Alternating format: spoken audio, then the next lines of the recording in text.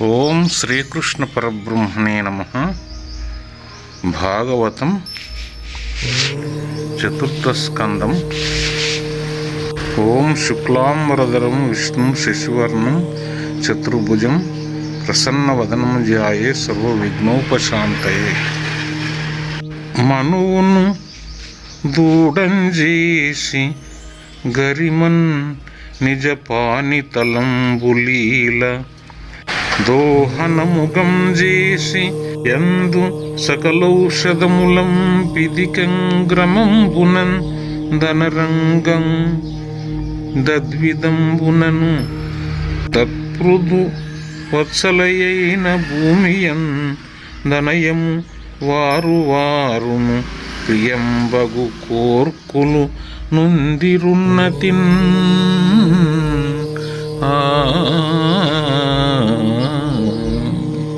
అప్పుడు పృథు చక్రవర్తి మనువును గోవత్సంగాను తన చేతిని పాత్రగాను చేసి తాను పిండేవాడుగా భూమి నుండి సకలమైన ఔషధులను పిదికాడు. ఈ విధంగా పృథు చక్రవర్తి వాత్సల్యము కలిగి గోరూపధారిణి అయిన భూమి నుండి అందరూ తమ ఇష్టమైన కోరికలను పొందారు. బలసి ఋషులు బృహస్పతి వత్సకంబుగా అర్తించి తమ ఇంద్రియంబులందు సంచిత చందోమయ క్షీరమున దేవతలు సురరాజు వత్సంబుగా అంగం గనక పాత్రమునందు ధనరు నోజోబల వీర్యామృతంబునై వెలయు పయసు దైత్య దానవులు దైత్య శ్రేష్ఠుండగు గుణశాలిం ప్రహ్లాదు వత్సంబున్ జేసి ఘనసురాసవరూప దుగ్ధంబు వరుస అప్సరోజన గంధర్వులలరియిపుడు ధనర విశ్వావసును వత్సంబును గంజేసి పద్మమయ నిర్మితంబైన పాత్రమందు. ఋషులంతా ఒక చోట చేరి బృహస్పతిని దూడగా చేసి ఆహ్వానించారు. తమ ఇంద్రియాలనే పాత్రలో చందోమయమైన క్షీరాన్ని పిండారు. దేవతలు ఇంద్రుని దూడగా బంగారు పాత్రలో ఓజో బల వీర్యామృతమైన క్షీరాన్ని పిండారు. దైత్య దానవులు గుణవంతుడైన ప్రహ్లాదుని దూడగా సురాసవమైన క్షీరాన్ని పిండారు. అప్సరసలు గంధర్వులు విశ్వావసును దూడగా చేసి పద్మమయమైన పాత్రలో మాధుర్య సౌందర్యాలతో కూడిన గాంధర్వమనే క్షీరాన్ని పిదుకుకొన్నారు. మాధుర్య సౌందర్య సహిత గాంధర్వ క్షీరంబును పితృదేవతలు సూర్యవత్సకంబుగా నామపాత్రంబునందు గవ్యంబును దుగ్ధంబును సిద్ధులు కపిలవత్సకంబుగా నాకాశ పాత్రమందు సంకల్పన రూపానిమాది సిద్ధి అను క్షీరంబును విద్యాధరాదులు తద్వత్సకంబును తత్పాత్రకంబునుగా ఖేచరత్వాది విద్యా వ్యాపార రూప క్షీరంబును కింపురుషాదులు మయవత్సకంబును ఆత్మపాత్రంబునుగా సంకల్ప మాత్ర ప్రభవంబును అంతర్ధానాద్భుతాత్మ సంబంధియు నగు మాయను క్షీరంబును యక్షరక్షోభూత పిశాచంబులు భూతేశ వత్సకంబుగా కపాల పాత్రకంబునుగా రుద్రాసనంబను క్షీరంబును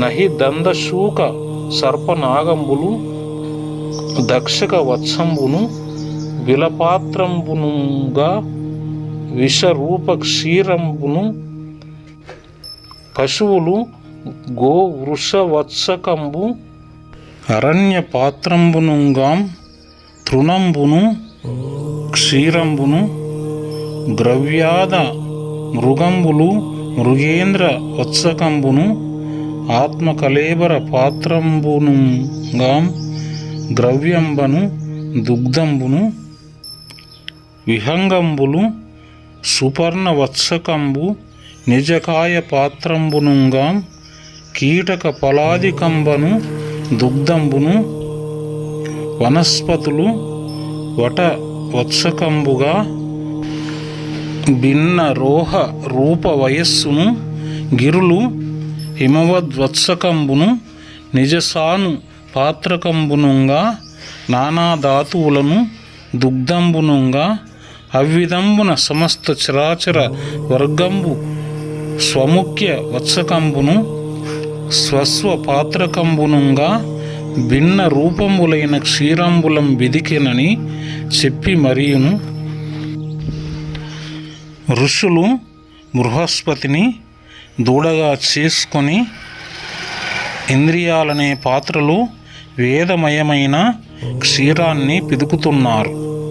అలానే దేవతలు ఇంద్రుడు దూడగా బంగారు పాత్రలో ఓజో బల వీర్యామృత మయమైన క్షీరాన్ని, దైత్య దానవులు గుణవంతుడైన ప్రహ్లాదుడు దూడగా ఇనుప పాత్రలో సురాసమయమైన క్షీరాన్ని, అప్సరసలు గంధర్వులు విశ్వావసు దూడగా పద్మమయమైన పాత్రలో మాధుర్య సౌందర్యాలతో కూడిన గాంధర్వమనే క్షీరాన్ని పిదుక్కున్నారు. పితృదేవతలు సూర్యుడు దూడగా ఆమ పాత్రంలో కవ్యమనే క్షీరాన్ని, సిద్ధులు కపిలుడు దూడగా ఆకాశ పాత్రలో సంకల్పనారూపమైన అనిమాది సిద్ధి అనే క్షీరాన్ని, విద్యాధరులు మొదలైన వారు కపిలుడు దూడగా ఆకాశపాత్రంలో కేచరత్వాది విద్యామయమైన క్షీరాన్ని, కింపురుషాదులు మయుడు దూడగా ఆత్మపాత్రంలో సంకల్పమాత్ర ప్రభావం, అంతర్ధాన రూపం, అద్భుతాత్మకం అయిన మాయ అనే క్షీరాన్ని, యక్షరక్షోభూత పిశాచాలు రుద్రుడు దూడగా కపాల పాత్రలో రుద్ర స్వరూపమైన క్షీరాన్ని, అహిదంద శూక సర్పనాగాలు తక్షకుడు దూడగా బిలపాత్రలో విషరూపమైన క్షీరాన్ని, పశువులు ఆబోతు దూడగా అరణ్య పాత్రలో తృణమనే క్షీరాన్ని, క్రూర మృగాలు సింహం దూడగా స్వకలేబర పాత్రలో మాంసం అనే క్షీరాన్ని, పక్షులు గరత్మంతుడు దూడగా స్వదేహ పాత్రలో కీటకాలు ఫలాదులు అనే క్షీరాన్ని పిదుక్కున్నారు. ఈ విధంగా సమస్త చరాచర ప్రపంచం తమలో శ్రేష్ఠులు దూడలుగా తమకు తగిన పాత్రల్లో తమకు తగిన క్షీరాలను భూమి నుండి పిండుకొన్నారు. మరియు